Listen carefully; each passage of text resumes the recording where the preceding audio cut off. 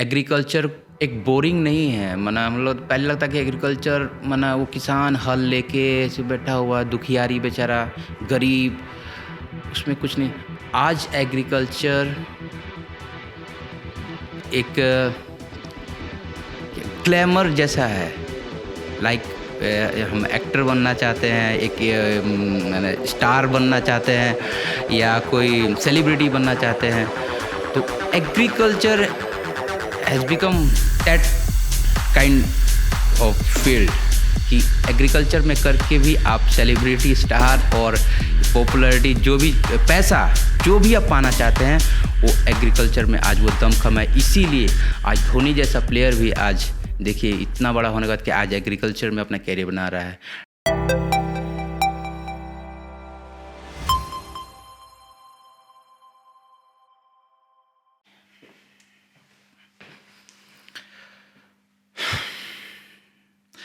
नमस्कार। समझ नहीं आ रहा कि किस तरीके से शुरुआत करूं। आज का प्रोग्राम, आज जो भी मैं बोलने जा रहा हूं, समर्पित है हर एक उस इंसान के लिए जो इंसान अपने सपनों को चेज़ करने की कोशिश कर रहा है, सपनों को पाने की कोशिश कर रहा है, जो भी एक लोअर मिडिल क्लास फैमिली से जो भी बिलोंग करते हैं और कुछ पाना चाहते हैं ज़िंदगी में, कुछ हटकर कुछ करना चाहते हैं, और हर एक उस इंसान के लिए समर्पित है। इसने हम जो इन्फीरियरिटी कॉम्प्लेक्स से जीता रहा है, अपने से ऊपर के लोगों को, अपने हायर सोसाइटी के लोगों को देखकर हमेशा अपने अंदर दिल में एक इन्फीरियरिटी कॉम्प्लेक्स पा लेता कि मैं वो चीज़ अचीव कर पाऊँगा ज़िंदगी में कि नहीं। जो लाइफस्टाइल एक रिच एंड एलाइट फैमिली उनके बच्चे जी रहे हैं, वो पा पाएगा कि नहीं। तो ठीक हम भी उन्हीं चुनिंदा लोगों में से अपनी ज़िंदगी की शुरुआत की थी। बचपन से माता पिता हमारे फ़ौज से बिलोंग करते थे कि बहुत साधारण फैमिली। हमारे बॉर्डर सिक्योरिटी फोर्स में पिताजी कार्यरत थे। साधारण गांव से बिलोंग करते थे हम लोग। बिहार का एक रोहतास सासाराम जिला का एक गांव है, कोपा बोल के, मैं नाम ज़रूर मेंशन करूंगा कि वहाँ से जन्म लिया है। कोपा बोल के गांव है जहाँ से हमारी शुरुआत हुई ज़िंदगी की। गांव के स्कूल में पढ़ाई लिखाई किए। बगल में एक बाज़ार था, वहीं के छोटा सा स्कूल था इंग्लिश मीडियम, वहाँ से पढ़ाई। हर एक माता पिता का एक ड्रीम होता है कि हमारा बच्चा आगे चल के कुछ अच्छा करे। और जो हम सोसाइटी में हम जनरली जो सक्सेसफुल लोगों के सामने मिलते जुलते हैं, एक डॉक्टर्स, इंजीनियर और एक अपर, तो हमारे गार्जियंस भी वही सोचते हैं कि हमारा बेटा एक डॉक्टर बने, इंजीनियर बने। तो हमारे फैमिली में भी गार्जियंस की यही चॉइस थी कि हमारा छोटा बेटा डॉक्टर, इंजीनियर बने। तो वहाँ से शुरुआत की, गांव के स्कूल से पढ़ लिख के। तो जैसे ही थोड़ा सा बड़े हुए तो पिताजी पंजाब में पोस्टिंग हुए उस टाइम, जालंधर में। तो उनको लगा कि नहीं, वहाँ पे स्कूल्स अच्छे अच्छे हैं। मम्मी की तरफ से प्रेशर था कि वो अच्छे स्कूल में पढ़ाएंगे। तो हम लोग फिर पंजाब चले गए, मम्मी और हम। और वहाँ जाके एक अपॉर्चुनिटी मिली कि एक बहुत अच्छा स्कूल मिला, BSF senior secondary school Jalandhar cantt.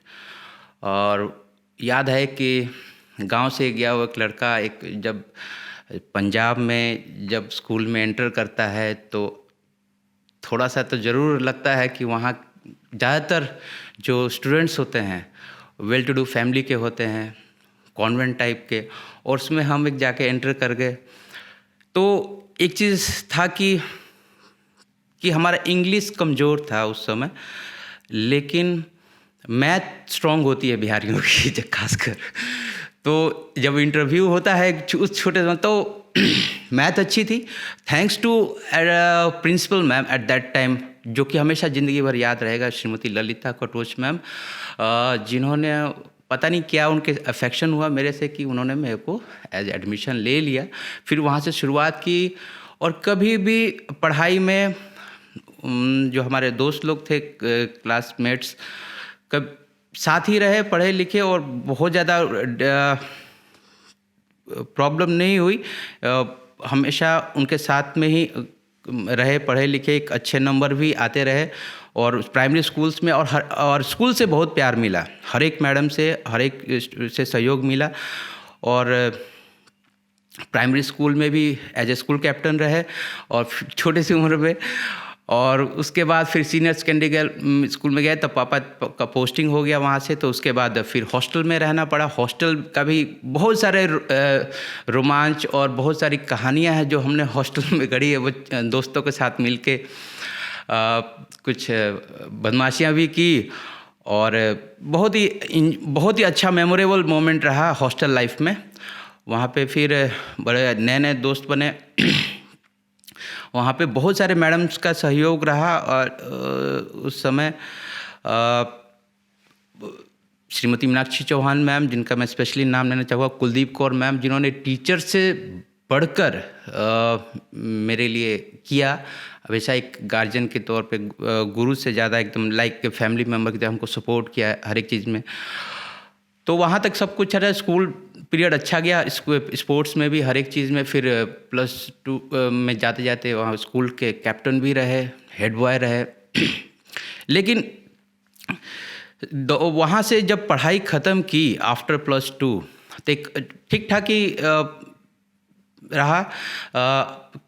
बहुत ज़्यादा अच्छा नहीं, ब्रिलियंट स्टूडेंट नहीं बोल पाऊँगा अपने आप को, एक साधारण रहा।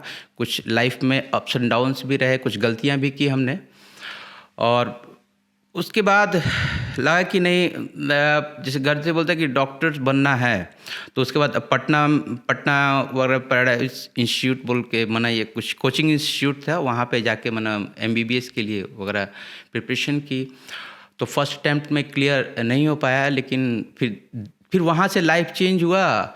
दिल्ली में गए। दिल्ली में ही हमारा ज़िंदगी का जो है, जो लाइफ से हम ट्रैक से भटक गए थे और जो ज़िंदगी में पाना, लेकिन एक्चुअली मैं डॉक्टर बनना कोई मेरा शायद उस समय कोई ड्रीम नहीं था। हो सकता है कि फैमिली प्रेशर से वो हम बनना चाह रहे हों, चाहे कि हाँ लगता है कि वही बनने से ही हम कुछ ज़िंदगी में हासिल कर पाएंगे। तो डॉक्टर अंदर से बनने का मन नहीं करता, मना होता था कि डॉक्टर ही बनना है ज़िंदगी में, लगता था कि। तो फिर उसके बाद दिल्ली से ही हमारा लाइफ का ट्रैक चेंज हो गया। और लाइफ में 7 से 8 साल तकरीबन हम भटकते रहे, कुछ अपने कैरियर में फोकस नहीं कर पाए कि क्या बनना है। एकदम जैसे एक कश्ती होती है, एक बिना रडार की हो जाती, उसी तरीके से हो गई थी। बीच में ऐसी ग्रेजुएशन वगैरह पूरी की और उसके बाद 2000 से लेके 2008 तक ज़िंदगी ऐसी ही चलती रही, बिना कोई मकसद का। आप उस समय अगर आपने देखते कि एकदम ड्रीमलेस बॉय, कुछ करना ही नहीं है, एकदम लायबिलिटी हो गए थे फैमिली पे। फिर अब उम्र भी था कि मैरिज के लिए फिर वो होने लगा। तो विश्वास नहीं होगा कि हम एम्प्लॉयड नहीं थे जब मैरिज हुई थी। और जब शादी हुई तब लगा कि हाँ कुछ करना है ज़िंदगी में, अब तो घर परिवार तो चलाना ही पड़ेगा। तो वहाँ एक टर्निंग लिया कि अब क्या करें। तो इस दौरान बहुत सारी मोटिवेशनल बुक्स वगैरह भी पढ़ता रहता था कुछ कि क्या, लेकिन डायरेक्शन नहीं मिल पाता था। फिर एक किताब, चाहे किसी ने मेरे को रेफ़र किया कि the next $1 trillion opportunity, wellness revolution, ये 2 किताबें हमने सुनी थी। फिर देखी कि एग्रीकल्चर और वेलनेस आने वाले दिन में बहुत बड़ी इंडस्ट्री के रूप में उभर रही है, बहुत बड़ी। तो ये देखा कि हर एक 10 साल में, 20 साल में ट्रेंड्स बदलते हैं हर एक बिजनेसेस के।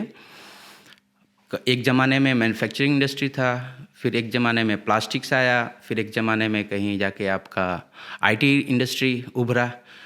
तो एक सज्जन है, हमारे करीबी एक रिलेटिव हैं, उन्होंने बताया कि ये इंडस्ट्री जो है हॉर्टिकल्चर, एग्रीकल्चर, वेलनेस, ऑर्गेनिक, ये आने वाले दिन में एक बहुत बड़ी इंडस्ट्री होने वाली है। तो कोई भी इंसान अगर इसमें अपना कैरियर बनाना चाहे तो इसमें अपना कैरियर एक बना सकता है, एक बड़ी इंडस्ट्री डेवलप कर सकता है। तो सपने तो हर किसी को, तो अपने भी सपने थे कि माना कि कुछ करे, तो अब मुझे लगा कि हाँ ये एक न्यू ट्रेंड है, इसमें कुछ कर सकते हैं।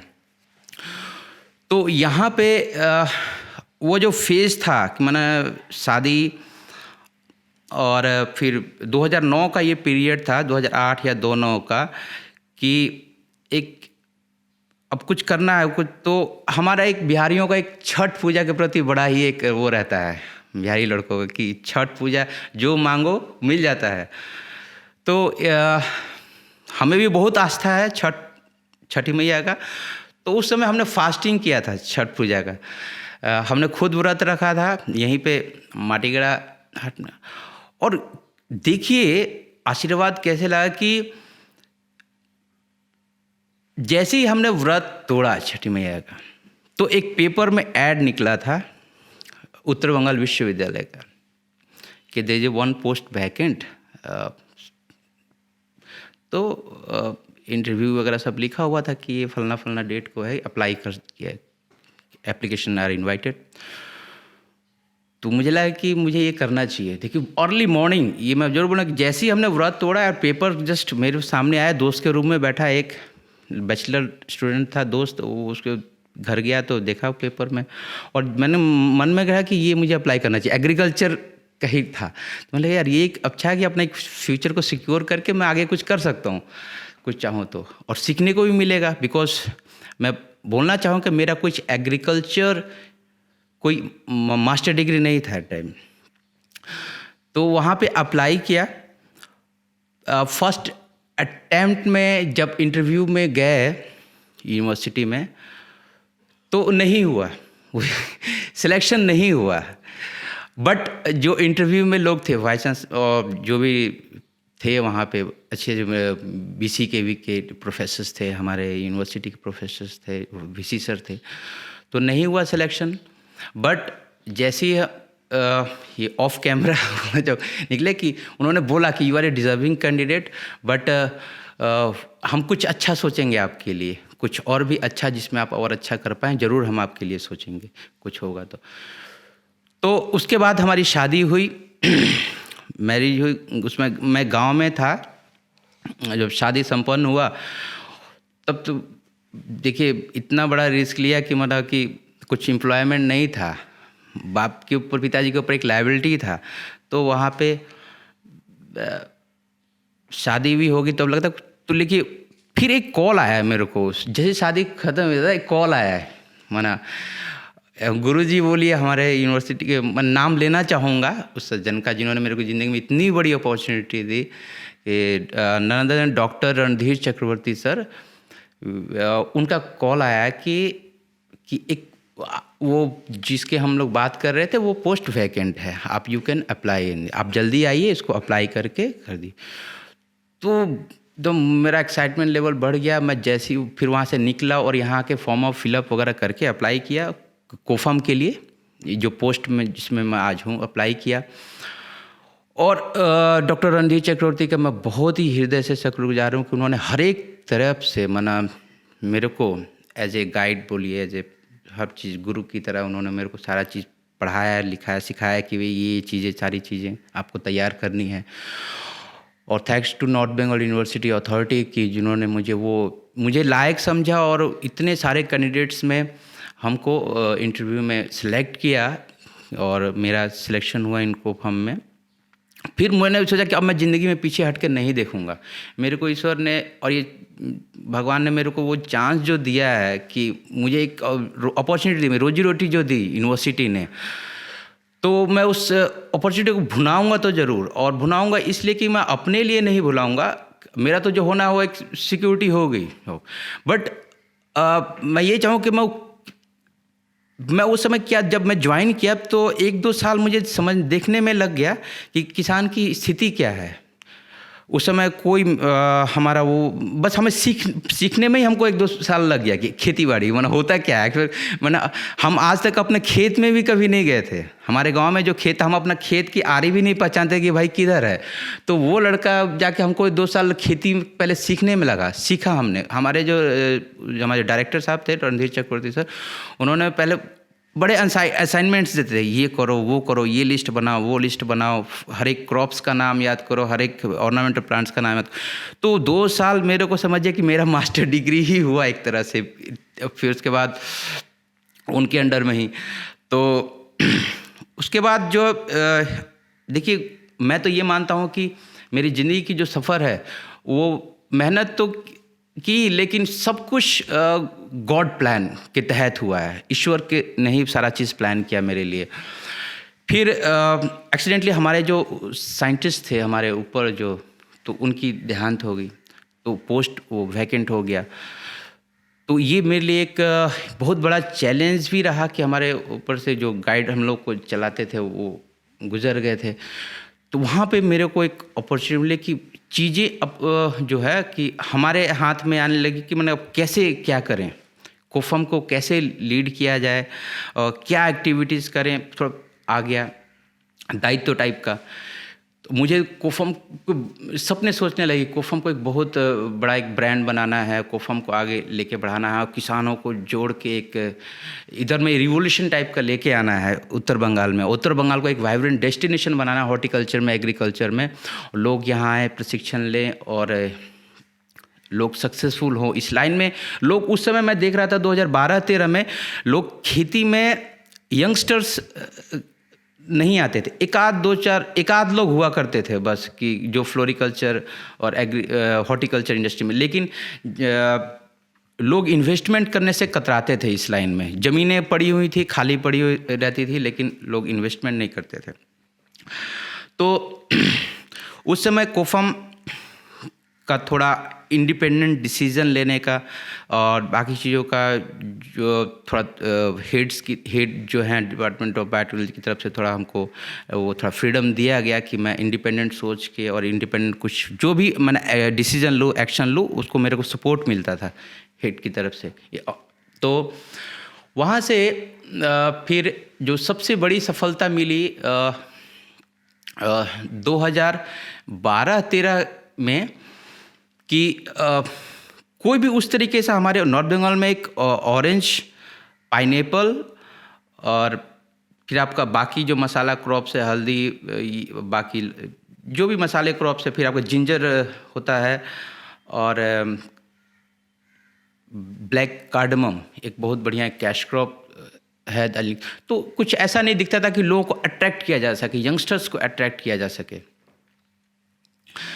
तो वहीं पे देखिए, अब फिर भगवान की तरफ से एक वो मिला अपॉर्चुनिटी की कुछ लोग आए हमारे पास, मिस्टर नीरज छेत्री जी, कि सर हमें एक क्रॉप को वो करना है। तो कैलिफोर्निया के एक सीईओ थे मिस्टर बॉब नोटलमैन, वो इंडिया में आ रहे थे कि स्ट्रॉबेरी को इंडिया में इंट्रोड्यूस करना। 2012 की बात है, जब स्ट्रॉबेरी जब नाम ही लेते थे तो सिलीगुड़ी में लोग हंसते थे कि पांडे तो नहीं चलेगा, स्ट्रॉबेरी बहुत ही पेरिशेबल है, मार्केट नहीं है, बहुत महंगा है। But that time it was premium quality का होता था, ये आम लोग तक पहुंच नहीं होती थी स्ट्रॉबेरी। तो बॉब नोटलमैन आए, हम लोगों ने एक बड़ा सेमिनार किया और उन्होंने कुछ पौधे हम लोगों को दिए कि आप ये चीज़ इसको इंट्रोड्यूस कराइए, अच्छा होगा। तो उसके ऊपर में, स्ट्रॉबेरी के ऊपर में, हम लोगों ने यूनिवर्सिटी कैंपस में फिर इसको रिसर्च किया। स्ट्रॉबेरी का वैरायटी थी आपकी फेस्टिवल वैरायटी। 2 महीने के बाद माना जब फल मिला, माना रिसर्च करने के बाद जब प्रोडक्शन स्टार्ट हुआ, इट वाज अमेजिंग, माना फैबुलस, माना इतना बढ़िया साइज, कलर, फ्लेवर। उससे पहले भी स्ट्रॉबेरी के बहुत हमने किया था कुछ लेकिन ये जब हुआ तो लगा कि माना अब वो चीज़ मिल गई है उत्तर बंगाल को जिसको तलाश थी। अब मुझे इसको लेके घर घर, हर एक शहर, हर एक गांव, पूरे ज़िले में हम इसको लेके अब जाना है। तो चैलेंज ये थी कि पौधा कहाँ से मिलेगा स्ट्रॉबेरी का। तो स्ट्रॉबेरी का पौधा लेने के लिए फिर जब जैसे नेक्स्ट सीज़न स्टार्ट हुआ कि स्ट्रॉबेरी के सैपलिंग्स वगैरह कहाँ से लेने हैं, कि किसको लगाएं, कौन रिस्क लेगा। मान लीजिए किसी को लगवा दिया और वो डूब गया तो कल को तो आपके ऊपर चढ़ जाएगा। ये सबसे बड़ा फैक्टर है जो हम एक्सटेंशन वर्कर को आगे नहीं, किसी को लगा दिए और वो डूब गया तो फिर आपकी तो फजीहत होगी ही, और डिपार्टमेंट का नाम भी खराब होगा। तो ये डर था, ये बहुत बड़ा डर था कि कोफम को भी आपको और रिस्क भी लेना है आपको। फार्मर्स फील्ड में नया क्रॉप आप इंट्रोड्यूस करा रहे हैं, फार्मर को प्रॉफिट नहीं हुआ तो कुछ भी हो सकता है। तो वहाँ एक हमारे मित्र थे राजीव जी बोल के, और उनके फ्रेंड लोगों ने कुछ हिम्मत करके मेरे पे भरोसा करके मना सोचा कि चलिए इसमें इन्वेस्टमेंट किया जाए, नया चीज़ है स्ट्रॉबेरी। तो माटीगढ़ा में हम लोगों ने वो चीज़ स्टार्ट किया, स्ट्रॉबेरी का फसल।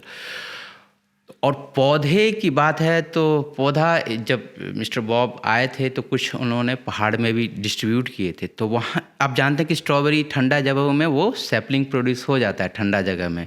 तो luckily I was knowing that कि ये चीज़ यहाँ पे अवेलेबल थी एट दैट टाइम।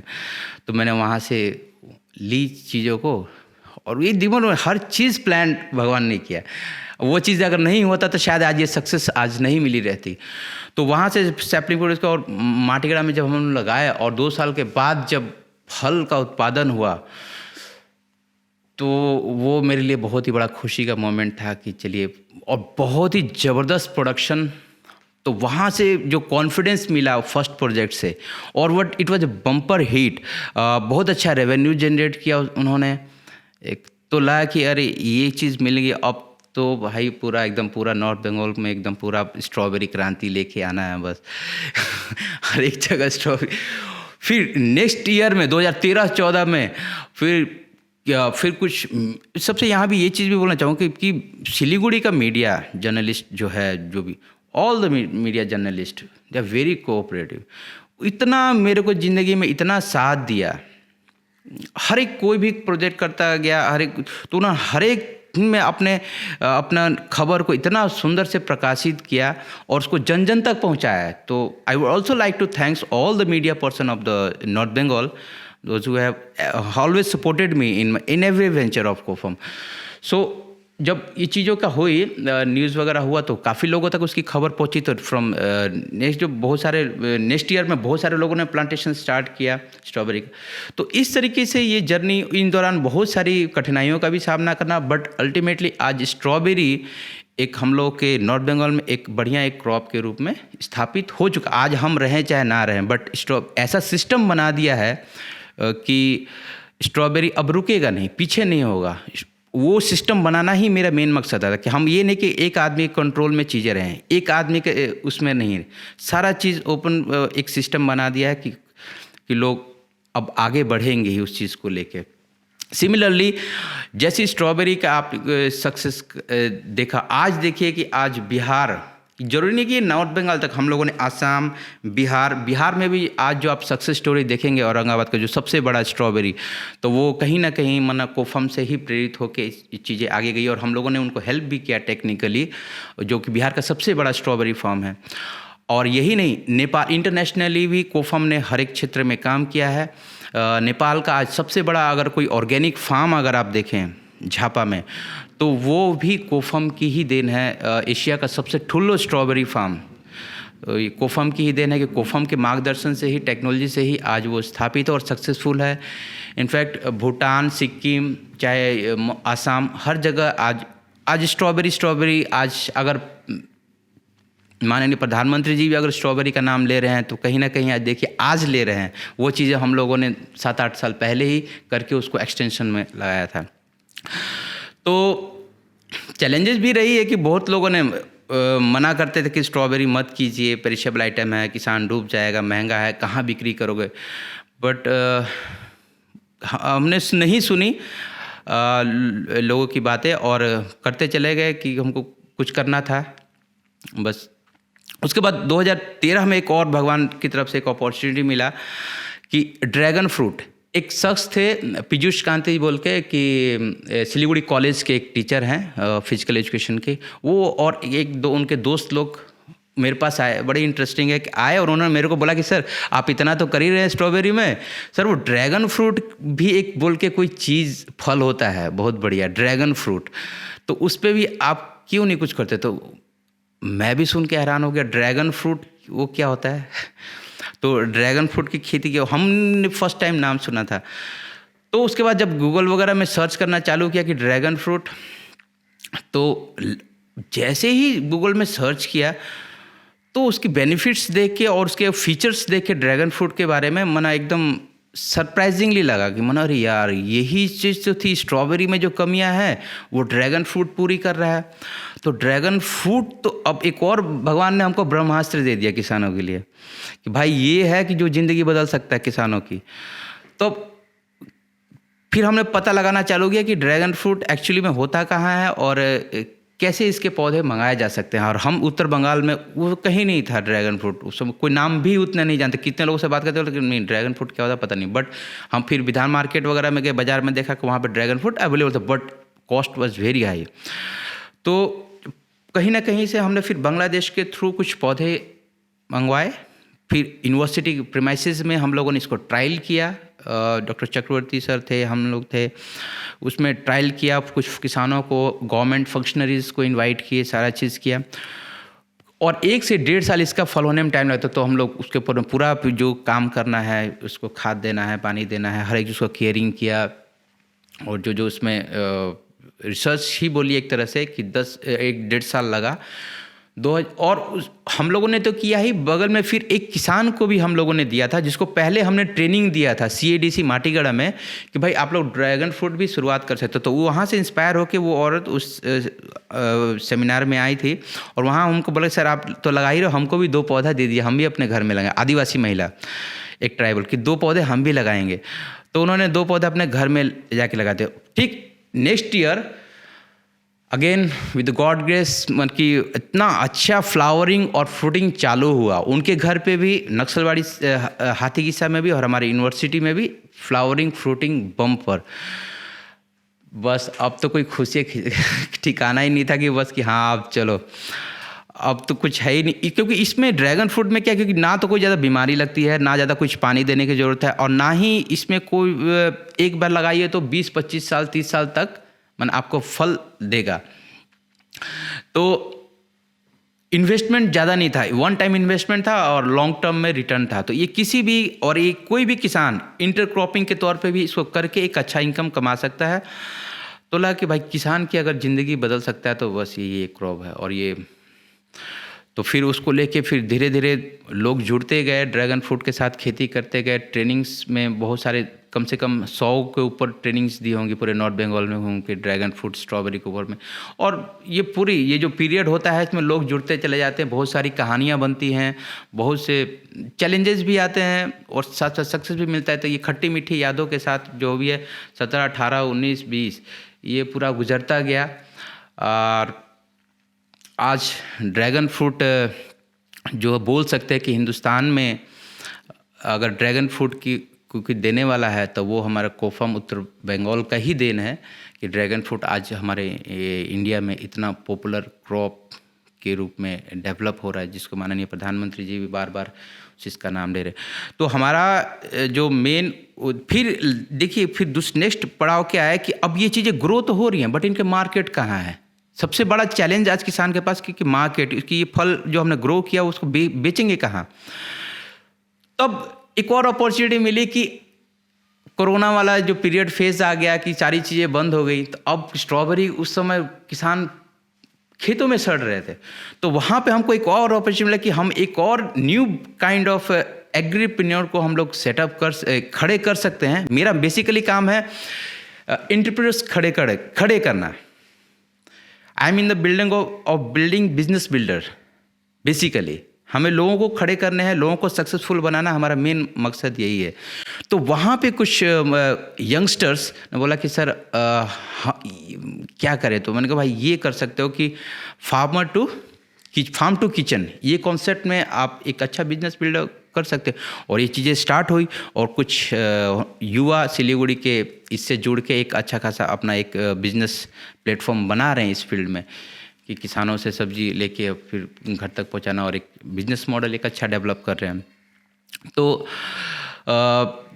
यही है एक जर्नी कि हमारा जो आज जो मकसद था, जिस मकसद से हम शुरुआत किए थे कोफम में, हमें लगता है हमने अपना प्रयत्न, अपनी ड्यूटी की है ईमानदारी से। अपने जो सपना देखा था कि एग्रीकल्चर एक बोरिंग नहीं है। माना हम लोग पहले लगता कि एग्रीकल्चर माना वो किसान हल लेके ऐसे बैठा हुआ दुखियारी बेचारा गरीब, उसमें कुछ नहीं। आज एग्रीकल्चर एक ग्लैमर जैसा है।